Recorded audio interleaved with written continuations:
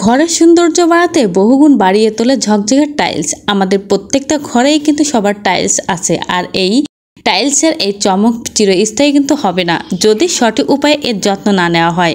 সাধারণ ঘরবাড়ি পরিষ্কার করা উপাদান ব্যবহার করে টাইলসের উজ্জ্বলতা ধরে রাখা কিন্তু সম্ভব। তারপর আমি তোমাদের আরো একটা কথা বলবো, এই যে চুলায় অনেকেই কিন্তু আমাদের রান্না করতে করতে ঝং ধরে যায়, সেটাও কিন্তু আমি যে টিপসটা দিব ওটার মাধ্যমে ঝংটা উঠে যাবে। এবং তবে সহজলভ্য কিছু উপাদান ব্যবহার করে 1 মিনিটে টাইল ঝকঝকে করে তোলা সম্ভব। এখানে আমি কিন্তু দুটো লেবু নিয়েছি, আর লেবু দুটো কিন্তু আমি ছোট ছোট পিস করেও কেটে নিয়েছি। আর আমরা সবাই জানি এখন গরমের সময় কিন্তু প্রচুর লেবু পাওয়া যাবে, তাই আমি এখন লেবুগুলোর রস কিন্তু বের করে নিব। এর ভিতর তোমরা রাঁধুনির যে ভিনেগারটা আছে ওটাও কিন্তু দিতে পারবা। যাই হোক, যেহেতু আমি এখন লেবু পাওয়া যায় তাই আমি লেবুটাই দিচ্ছি। এখানে আমি পরিমাণ মতন পানি দিয়ে দিয়েছি এবং সোডা দিয়ে দিয়েছি 2 চামচ। দেওয়ার পর ভালো করে আমি নাড়াচাড়া করে সোডাটা গলিয়ে নেব। আর আমার বাসায় সোডা কেনা ছিল না, যার কারণে আমি রান্নাঘরটা পরিষ্কার করতে পারছিলাম না। আর আজ সোডাটা কেনা হয়েছে বলে তাই আমি আজকে ভাবছি তোমাদের সঙ্গে রান্নাঘরে তেল জাতীয় জিনিস কিভাবে উঠানো যায় সেটাই শেয়ার করব। আর এখানে সোডা দেখো আমি টিফিন বাটিতে নিতে যাই, দেখো ধরিনি পড়ে যাচ্ছে, তাই আলাদা একটা বয়মে আমি আবার ঢেলে নিচ্ছি। পড়ে গেলে আবার ঝামেলা, এর জন্য দুটো আমি দুই বাটিতে নিয়েছি। তারপরে এখানে গলানো হয়ে গেলে আমি এইভাবে একটা স্প্রে বোতল নিয়ে নিব। স্প্রে বোতলে আমি এখন এই মিশ্রণটা ঢেলে দিয়েছি। তারপর আমি এখন মুখটা আটকে নেব। আর এই দেখো রান্নাঘরে কি পরিমাণে তেল ছিটে দাগ দেখতে পারছো। তেল তো রয়েছে, তার সঙ্গে ময়লা এসে আরো জড়াই গেছে।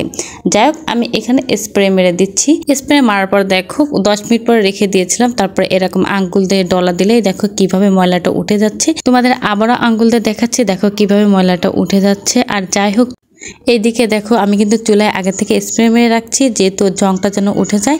আর এইদিকে রান্না করে দেখো আমি তেল ছিটা দেখো উঠাই ফেলছি ভালো করে, যেহেতু 10 মিনিটের বেশি রাখা হয়েছে এই জন্য ডুলে উঠে ফেলছি। দেখতেই পারছো কতটা সুন্দর, আর দেখো চকচক করছে, দেখতেও কিন্তু ভালো লাগছে।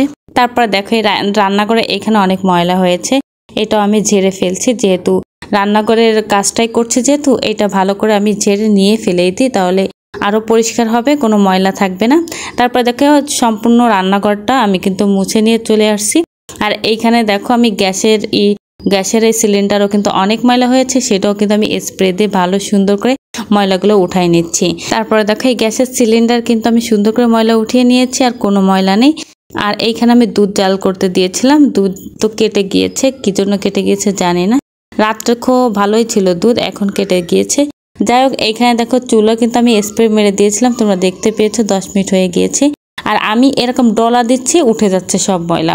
না দেখলে তোমরা বিশ্বাসই করবা না। দেখো খালি হালকা টাচ দিয়ে ডলা দিচ্ছি, উঠে যাচ্ছে।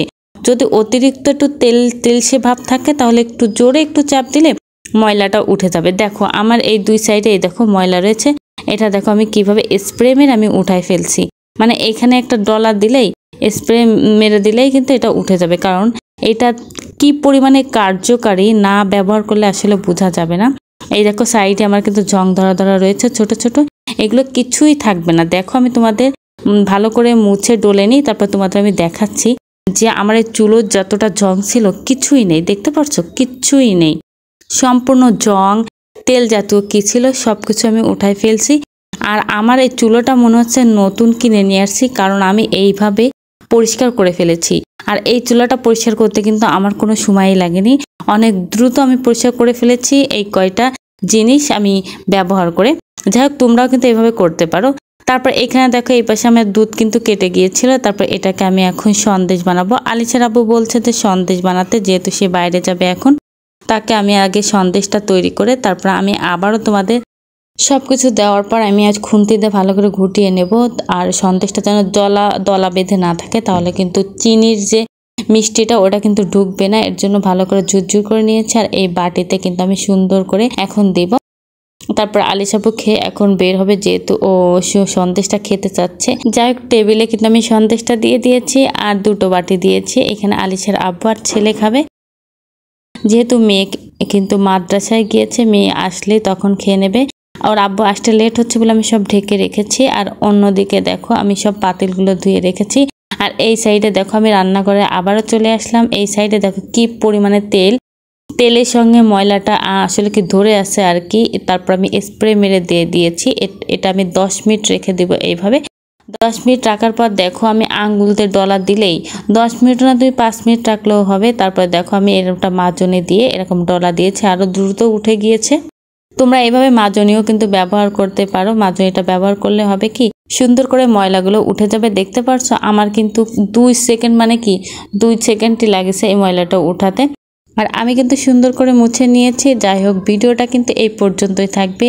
আর আমার ভিডিওটা যে নতুন দেখছো অবশ্যই ফলো বাটন অন করতে ভুলবে না। নতুন নতুন ভিডিও পাতে আমার পেজে আরও অনেক নতুন নতুন ভিডিও আছে, দেখে আসতে পারো। আসসালামু আলাইকুম।